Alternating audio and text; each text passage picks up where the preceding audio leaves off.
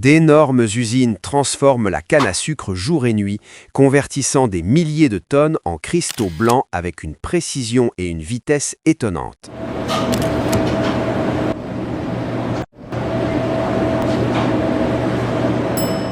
Des rouleaux gigantesques broient la canne, tandis que la vapeur parcourt des kilomètres de tuyauterie à l'intérieur d'installations où presque tout est automatisé. Cette vidéo ne parle pas seulement de sucre, elle parle d'ingénierie, d'échelle industrielle, de la façon dont une simple plante se transforme dans l'un des produits les plus fabriqués et consommés au monde. Quelles technologies permettent que cela se produise?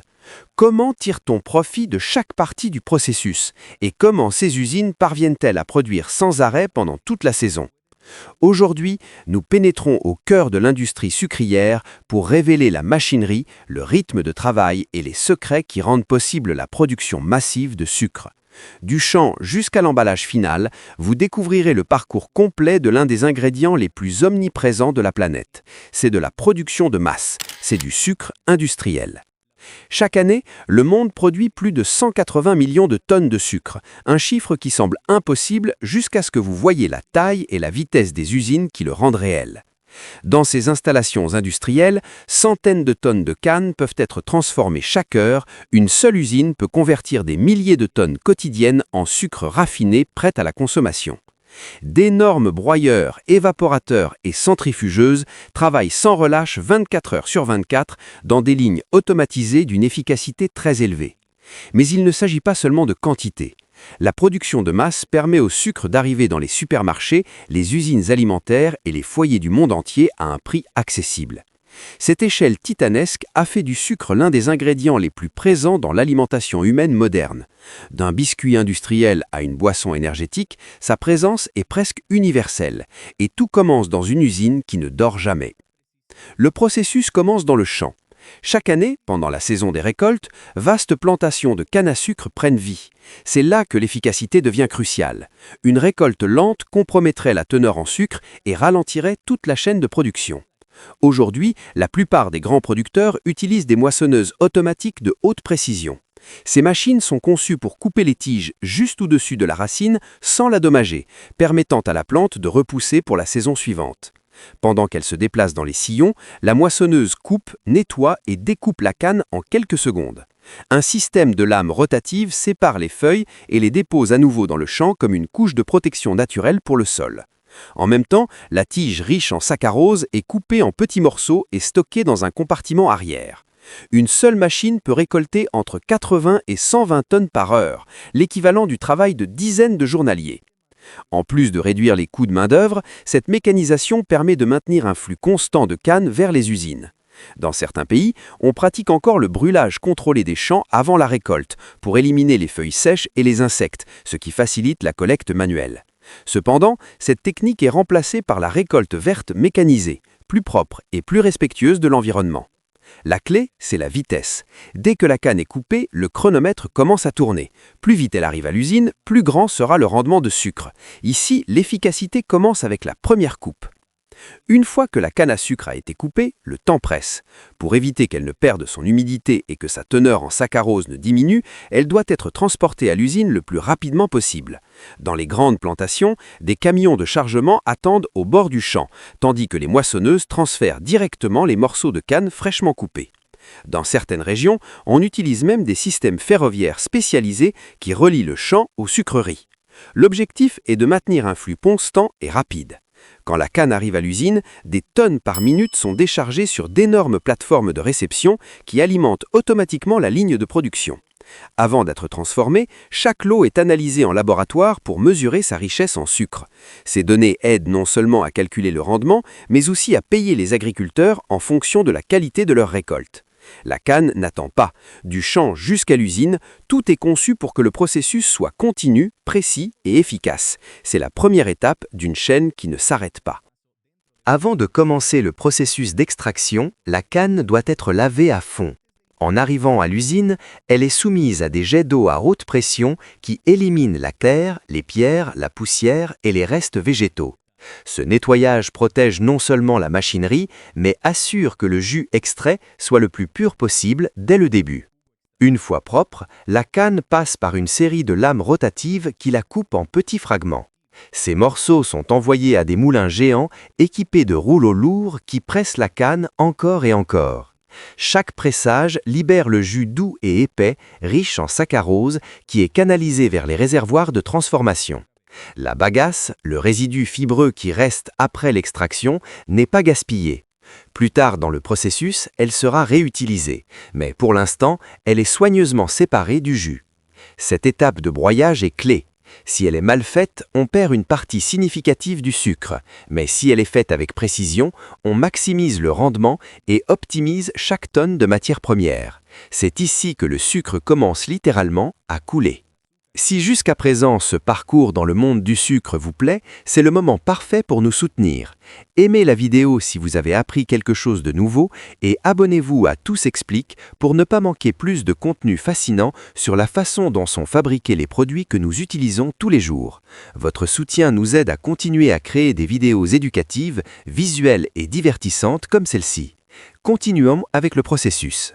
Avec le jus extrait commence une phase critique, la purification et la concentration. Le liquide fraîchement pressé contient non seulement du sucre, mais aussi des impuretés comme des restes végétaux, de la terre et des particules organiques. Pour le nettoyer, on y ajoute de la chaux, une substance alcaline qui aide à coaguler les impuretés. Ce mélange est chauffé et décanté dans de grands réservoirs où les solides se séparent du liquide. Le jus résultant, plus clair et propre, avance vers les évaporateurs. À cette étape, l'eau est éliminée au moyen d'un système d'évaporation multiple.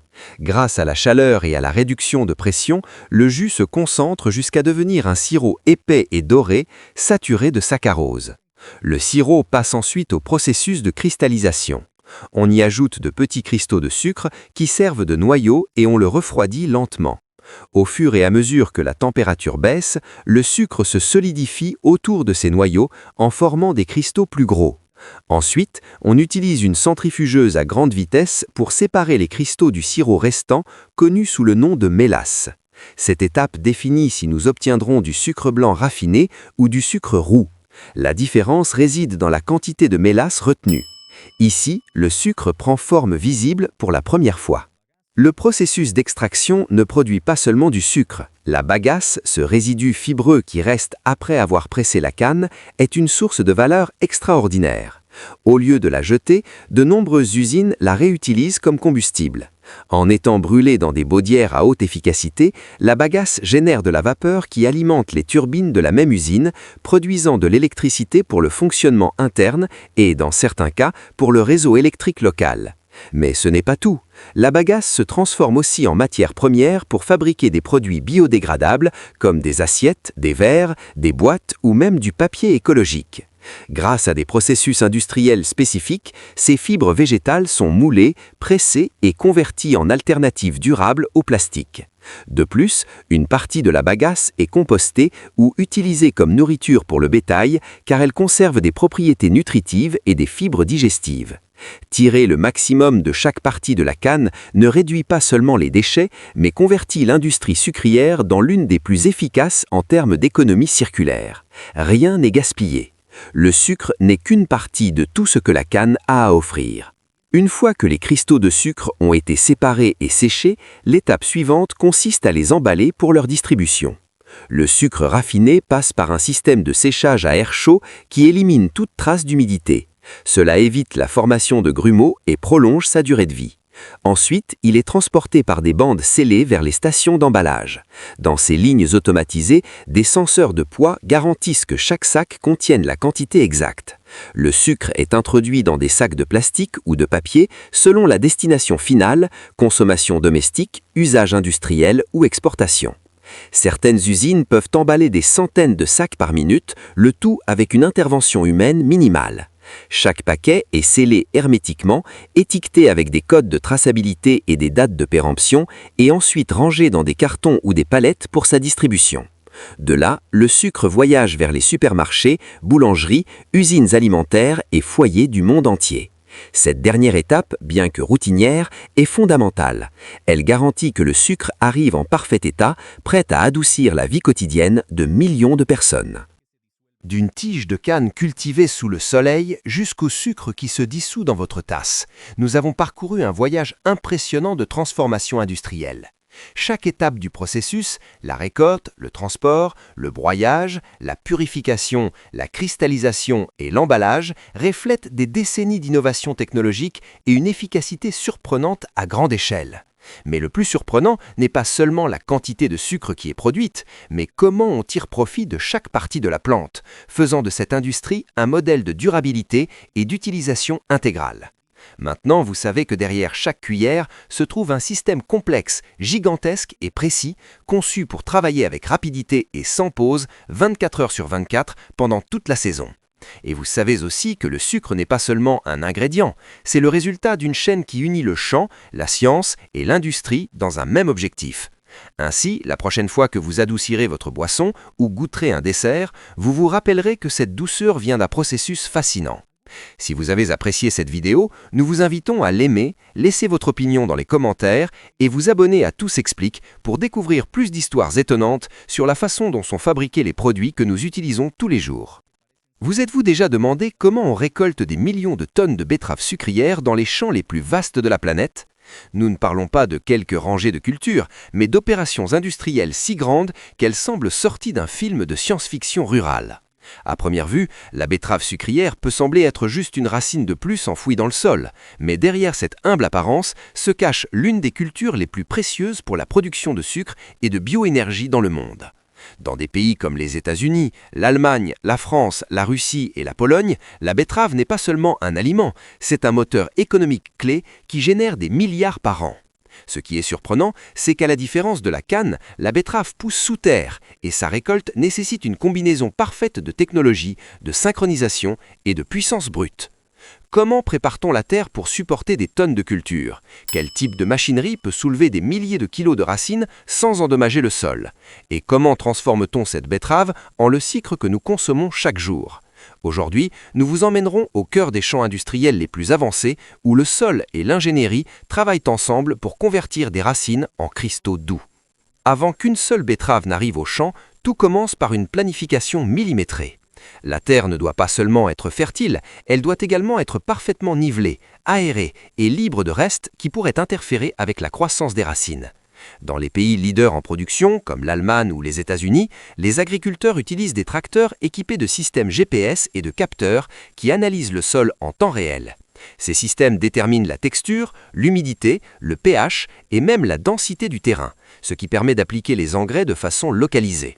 Rien n'est fait au hasard. Dans ces exploitations modernes, les nutriments comme l'azote, le phosphore et le potassium sont distribués avec une précision chirurgicale, optimisant la croissance dès le premier jour. Les graines de betterave sucrière ne sont pas plantées directement à la volée, ce sont des graines enrobées, sélectionnées génétiquement et traitées contre les parasites. Elles sont semées à une profondeur de 2 à 3 cm avec des machines à semis automatisées qui maintiennent une distance exacte entre les sillons et les plantes. Cette décision permet non seulement une croissance uniforme, mais aussi facilite le travail des moissonneuses des mois plus tard. Pendant les premières semaines, l'irrigation est cruciale. Dans les zones arides, on utilise des systèmes d'irrigation goutte à goutte ou par aspersion qui contrôlent exactement quelle quantité d'eau reçoit chaque plante. Un excès peut pourrir la racine, un manque empêcher son développement. De plus, la betterave est sensible aux mauvaises herbes, qui peuvent lui voler nutriments et espace. C'est pourquoi le contrôle des adventices est presque militaire. Certains agriculteurs utilisent des tracteurs autonomes avec caméra et intelligence artificielle, capables de distinguer entre culture et mauvaises herbes, appliquant des herbicides seulement là où c'est nécessaire. D'autres optent pour le désherbage mécanique ou même thermique pour éviter l'usage de produits chimiques. Au fil des mois suivants, des contrôles constants sont effectués, des analyses de croissance, de détection de maladies et même l'utilisation de drones pour évaluer la santé de la culture depuis les airs. Tout avec un seul objectif, que chaque hectare produise le rendement maximal. Et quand arrive le moment, après 6 à 8 mois de croissance, les champs se préparent pour la récolte, une étape où l'ingénierie lourde et la précision se combinent pour extraire du sol le fruit de tout cet effort. Avant de vous montrer comment ces puissantes machines industrielles arrachent des milliers de tonnes de betteraves du sol, faites une pause d'1 seconde. Car si vous appréciez ce parcours dans le monde de l'agriculture moderne, aimez la vidéo et abonnez-vous à Tout s'explique. Ainsi, vous nous aidez à continuer à créer du contenu sur l'incroyable univers qui se cache derrière les aliments que vous consommez chaque jour. Maintenant, oui, préparez-vous, car ce qui suit est de la pure ingénierie agricole. En action. Quand arrive le moment de la récolte, le champ se transforme en une chorégraphie d'acier et de précision. Ici, il n'y a pas de place pour les improvisations. Tout est conçu pour que la betterave sorte du sol avec une efficacité maximale et le minimum de dommages possible. La récolte de betteraves sucrières est un spectacle mécanique. Au lieu de travailleurs manuels arrachant les racines une par une, on utilise des moissonneuses géantes, connues comme des récolteuses à 6 rangs. Ces machines, qui peuvent coûter plus d'1 demi-million de dollars, sont équipées de capteurs, de lames à haute résistance et de systèmes d'autoguidage par GPS qui permettent de travailler jour et nuit avec une précision millimétrée. Le processus commence avec une pièce appelée effaneuse qui coupe les feuilles de la betterave juste au-dessus du collet. Ces feuilles ne sont pas gaspillées. Souvent, elles sont réincorporées au sol comme engrais ou utilisées comme fourrage pour le bétail. Immédiatement après, un mécanisme rotatoire soulève la racine du sol avec soin pour ne pas la casser. Les racines fraîchement extraites passent par un système de nettoyage dans la machine elle-même. Des brosses rotatives, des vibrations et de l'air sous pression éliminent l'excès de terre avant que la betterave ne soit déposée dans un grand compartiment interne. Grâce à cela, les usines reçoivent un produit plus propre, réduisant les temps de transformation. Une seule moissonneuse moderne peut récolter entre 1000 et 100 tonnes de betteraves par jour selon les conditions du terrain. Cela équivaut au travail de dizaines de personnes et permet de maintenir un rythme constant qui s'adapte aux exigences des industries sucrières. Pendant ce temps, des tracteurs avec des bennes synchronisées accompagnent la moissonneuse, récupérant les betteraves sans avoir besoin d'arrêter le travail. Cette opération continue est vitale, car une fois déterrée, la betterave commence à perdre des sucres si elle n'est pas transformée rapidement. Dans des zones comme le Midwest des États-Unis ou le nord de l'Europe, où le climat peut devenir imprévisible en automne, la vitesse de la récolte est primordiale. Chaque minute compte pour éviter que les pluies ne ruinent de semaines de travail.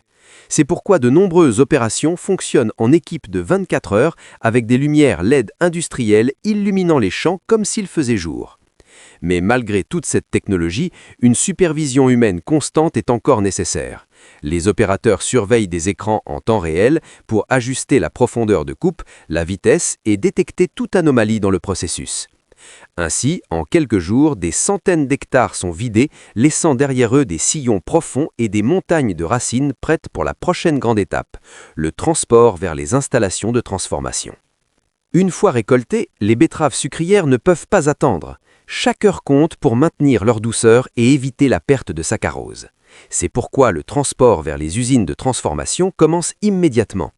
Les camions de charge lourde arrivent directement au champ ou à des centres de collecte proches, où les bennes déchargent des tas de racines. De là, elles sont rapidement chargées dans des camions spécialisés ou des trains selon l'infrastructure locale. Dans des pays comme l'Allemagne, la Russie ou les États-Unis, certaines zones disposent même de réseaux ferroviaires internes qui relient les plantations directement aux usines. L'objectif est clair, que la betterave arrive le plus fraîche possible. Une racine peut perdre jusqu'à 10% de sa teneur en sucre si elle reste plus de 48 heures sans être transformée. C'est pourquoi les usines fonctionnent en mode intensif pendant la saison de récolte, opérant 24 heures sur 24. Quand elles arrivent à l'usine, les betteraves sont déchargées dans des zones appelées cours de réception. Là commence un nouveau processus, nettoyage, classification et pesée. D'abord, de grandes bandes transporteuses mettent les racines vers une station de lavage. De puissants jets d'eau, des tambours rotatifs et des grigues éliminent terre, pierres et résidus végétaux. Les usines les plus avancées utilisent des senseurs optiques et des scanners 3D pour classer automatiquement les racines selon leur taille et leur état. Celles qui ne respectent pas les normes sont destinées à d'autres usages comme l'alimentation du bétail ou le biogaz. Une fois propres, les betteraves sont transportées vers les broyeurs. Là, d'énormes lames les coupent en fines bandes appelées cossettes qui permettent d'extraire le jus sucré avec plus d'efficacité. Ce jus sera la base du sucre que nous connaissons tous, mais il reste encore beaucoup à faire avant qu'il ne se transforme en cristaux blancs. Il est impressionnant de penser que tout ce système logistique, du champ jusqu'aux usines, est chronométré à la seconde. Une faillance dans la chaîne de transport ou un retard dans le lavage peut impacter sérieusement la qualité du sucre final. Et ainsi, après avoir parcouru des kilomètres et passé par multiples étapes de contrôle, l'humble betterave est prête pour le moment le plus attendu, sa transformation en sucre, un processus qui combine chimie, chaleur et précision industrielle. Avec les betteraves déjà coupées en fines bandes, commence la phase la plus technique et magique du processus. Transformer une racine en sucre pur. D'abord, les cossettes sont introduites dans des réservoirs extracteurs où circule de l'eau chaude à environ 70 degrés Celsius. L'objectif est de dissoudre le sucre naturel contenu dans la betterave. Après presque 1 heure d'immersion, on obtient un liquide épais et doré, connu sous le nom de jus brut, riche en saccharose, mais aussi plein d'impuretés. Pour le purifier, on y ajoute de la chaux et du dioxyde de carbone. Ces composés réagissent avec les résidus organiques et minéraux, formant des solides qui sont éliminés par filtration. Le jus, maintenant plus propre, passe par une série d'évaporateurs où il se concentre et se convertit en un sirop épais. Puis arrive le moment crucial, la cristallisation. Dans de grands récipients, appelés cristallisoires, le sirop est refroidi et on y ajoute de minuscules cristaux de sucre qui agissent comme semences. Peu à peu, le sucre commence à se solidifier autour de ces semences, formant les cristaux blancs que nous connaissons tous. Une fois séparés du sirop restant au moyen de centrifugation, les cristaux sont séchés avec de l'air chaud et refroidis avant de passer à l'emballage. En quelques minutes, des tonnes de sucre sont prêtes à sortir sur le marché. Ce qui est incroyable, c'est que rien n'est gaspillé. Le sirop restant se transforme en mélasse, les impuretés filtrées sont utilisées comme engrais et les restes solides de la betterave nourrissent le bétail ou se convertissent en énergie renouvelable. La betterave, cette racine discrète sous la terre, est l'une des grandes héroïnes silencieuses de l'agro-industrie moderne. Derrière chaque cuillère de sucre, il y a de la science, de la technologie et beaucoup de travail d'équipe.